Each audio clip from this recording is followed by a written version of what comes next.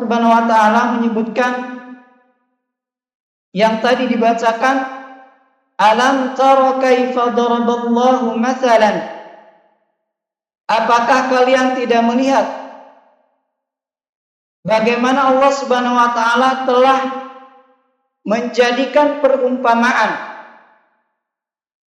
kalimatan thayyibatan, kalimat yang baik. Menurut para ulama disebutkan kalimat yang baik di sini diartikan sebagai tauhid, ada juga menafsirkan sebagai seorang mukmin. Kasyajaratin thayyibatin, seperti pohon yang bagus, yang baik. Dan ulama menafsirkan pohon yang baik, yang bagus di sini dengan pohon kurma.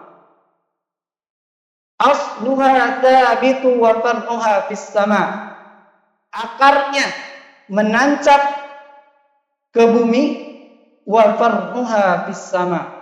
Kemudian cabang-cabang dari pohon tersebut menjulang ke langit. Tu'ti ukulaha kulla hinin bi'idni rabbiha. Kemudian dari pohon tersebut memberikan berupa makanan kurma yang setiap kullahinin, setiap waktu, setiap tahun pohon kurma ini tidak pernah berhenti. Bi'idni rabbiha, dengan izin Tuhannya. Wa yadribullahu al-amthala linnasi la'allahum yatadakkarun.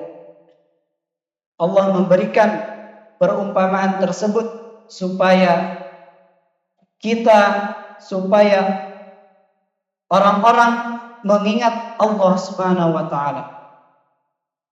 Kemudian di dalam hadis Rasulullah mengumpamakan mathalul mu'min mathalun nakhlah. Perumpamaan seorang yang beriman seperti pohon kurma. Ma akhadta minha min syai'in nafa'aka. Apapun yang kau ambil daripadanya, apapun salah satu daripada pohon kurma, niscaya itu akan bermanfaat bagimu. Hadirin jamaah salat tarawih yang sama-sama mengharap ridha Allah Subhanahu wa taala. Allah Subhanahu wa taala di sini mengumpamakan orang-orang mukmin dengan pohon kurma. Allah memilih pohon kurma yang diumpamakan dengan orang-orang mukmin. Kenapa tidak dengan pohon-pohon yang lainnya? Ternyata pohon kurma ini memang mempunyai banyak kebermanfaatan ataupun banyak kesamaan dengan orang-orang yang beriman.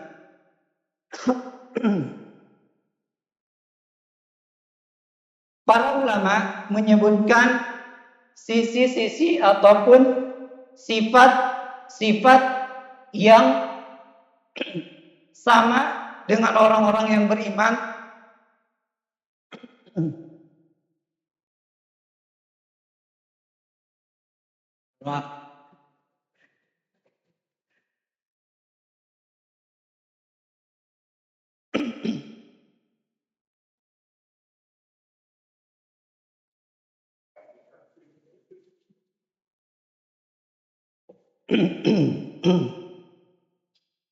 Para ulama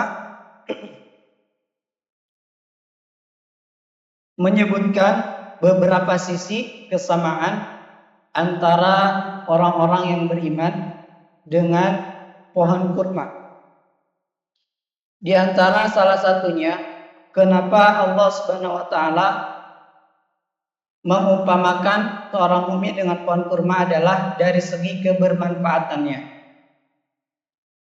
Jadi pohon kurma kalau kita perhatikan dimulai dari akar sampai ujung dari pohon tersebut semuanya memiliki kebermanfaatan masing-masing. Dari pohonnya yang mungkin bisa dijadikan sebagai tiang di dalam rumah, terutama ketika zaman dahulu orang-orang mendirikan rumah, kemudian pelepahnya biasanya mereka gunakan sebagai atap daripada rumahnya, ataupun daunnya dijadikan sebagai karpet, tikar untuk mereka tidur di dalam rumah. Kemudian terutama buahnya yang mungkin kita rasakan sampai ke Indonesia ini. Dan bahkan bijinya pun ternyata punya kegunaan, biasanya digunakan sebagai pakan unta. Jadi itulah bagaimana kebermanfaatan pohon kurma terhadap kehidupan. Semua sisi dari pohon tersebut memiliki kegunaannya masing-masing. Begitu juga dengan seorang mukmin, ketika Allah Subhanahu wa taala beri lisan, maka lisannya mengucapkan hal-hal yang baik yang diterima oleh orang lain dari ucapannya berupa kebermanfaatan. Ketika Allah memberikan kepada seorang mukmin berupa kekuasaan, maka kekuasaan tersebut digunakan untuk kebermanfaatan untuk orang-orang yang lainnya. Ketika seorang mukmin diberikan harta, maka harta tersebut bisa dimanfaatkan untuk membantu orang lain yang ada di sekelilingnya. Dan yang lainnya dari kebermanfaatan ataupun dari apa yang telah Allah berikan kepada seorang yang beriman, maka itu semua akan menjadi manfaat untuk dirinya ataupun orang lain. Sebagaimana yang disebutkan di dalam hadis, khairun nas anfa'uhum linnas. Sebaik-baik manusia adalah orang yang paling bermanfaat bagi yang lainnya. Tidak hanya dari segi itu saja, tetapi juga dari segi waktu. Tadi disebutkan tu'ti ukulaha kullahinin bi'idni rabbiha. Jadi pohon kurma memberikan kebermanfaatannya secara terus-menerus. Kullahinin, setiap waktu. Pohon kurma setiap tahunnya menghasilkan buah. Begitu juga seorang yang beriman, kapanpun, dimanapun, dia akan menjadi orang yang bermanfaat. Hadirin yang sama-sama mengharap ridha Allah Subhanahu wa taala. Kemudian iman seseorang ataupun iman seorang mukmin diibaratkan pada pohon kurma, yang dimana si akar dari pohon tersebut diibaratkan sebagai rukun iman. Kemudian pohonnya diibaratkan sebagai rukun Islam.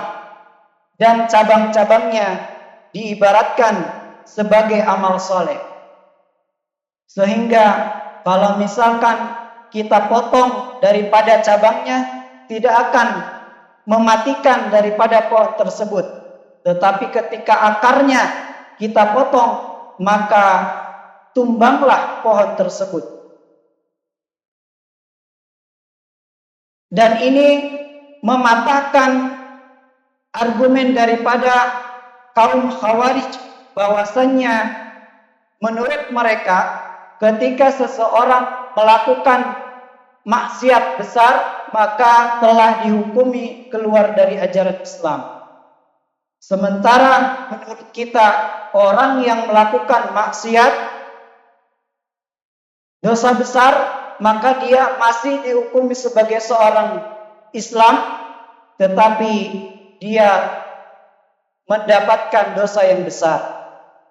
Begitu juga pohon tersebut, ketika diambil cabangnya, tidak mematikan pohonnya, tidak mematikan akarnya, hanya saja cabangnya menjadi berkurang. Hadirin yang sama-sama mengharap ridha Allah Subhanahu wa taala, selanjutnya para ulama menyebutkan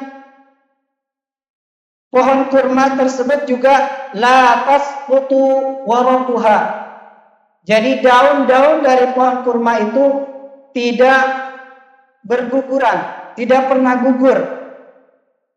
Baik itu di musim dingin ataupun di musim panas. Ya mungkin kita ketahui bahwasannya pohon tersebut berada di padang pasir yang panas, angin menerjangnya dan lain sebagainya, tetapi pohon tersebut masih kokoh, kuat, menjulang ke langit, memberikan kebermanfaatan kepada orang lain. Artinya apa?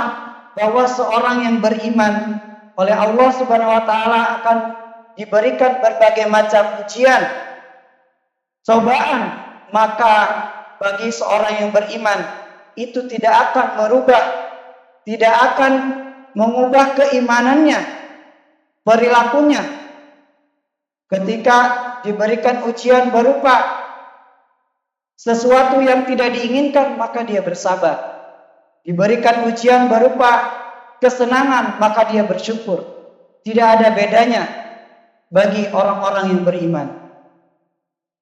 Selanjutnya, para ulama menyebutkan ternyata kurma itu dalam menumbuhkan pohon kurma ternyata butuh tanah yang sesuai dan butuh siraman air.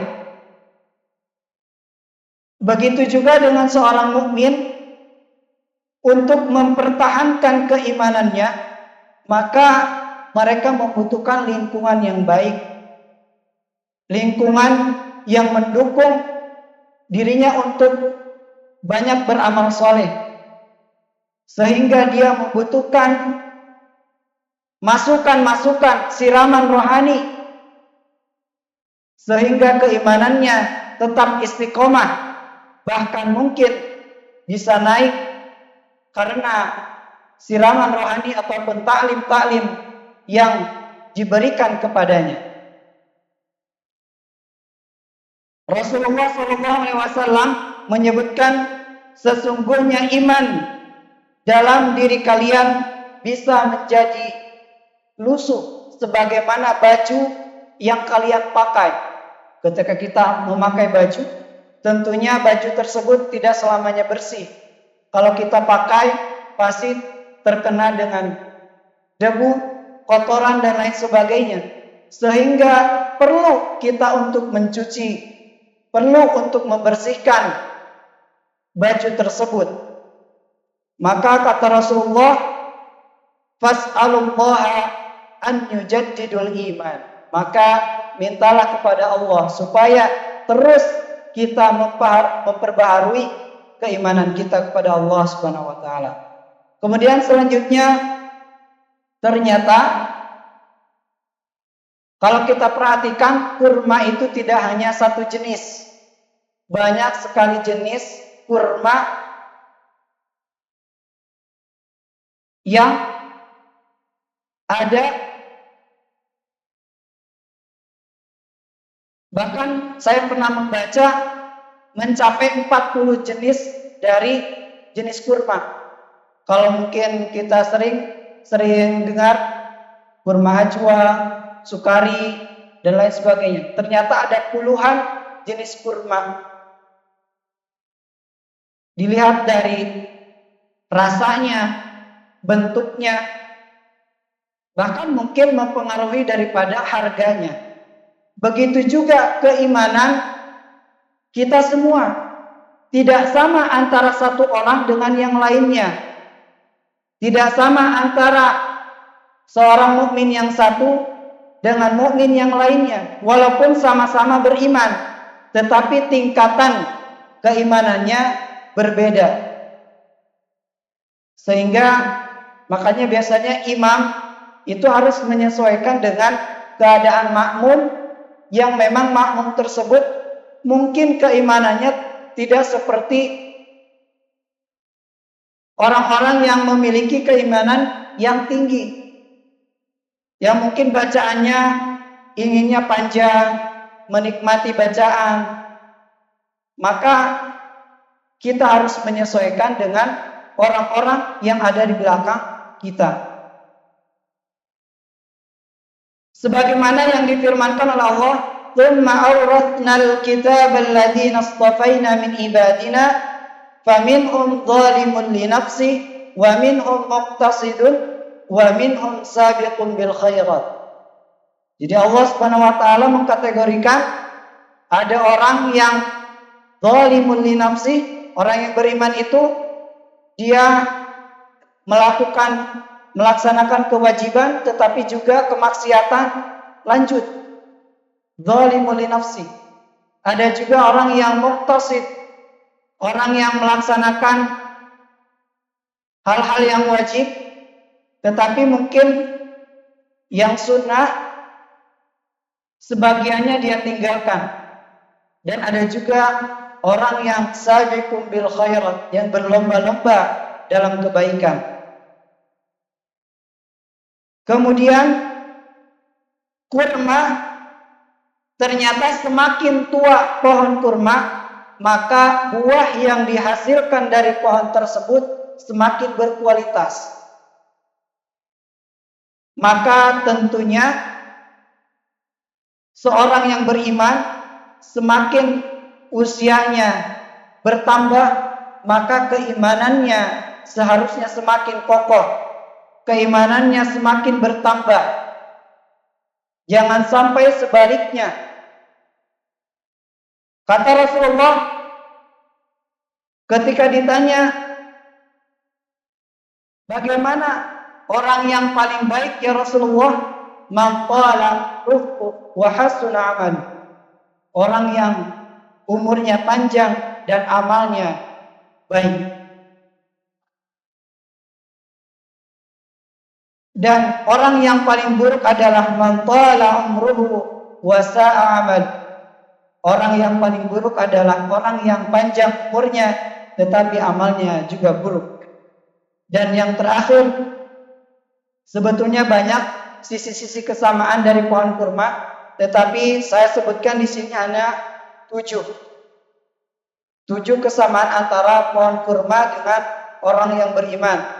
Yang terakhir adalah Ibnu Zubair menyebutkan bahwasanya kurma manfaatnya tidak pernah berhenti selama dicocok tanami bijinya. Jadi kurma yang sudah tua, dia tidak berhenti di situ. Ternyata dari bijinya tumbuh kembali pohon-pohon yang akan meneruskan kebermanfaatannya. Begitu juga seorang yang beriman, ketika umurnya sudah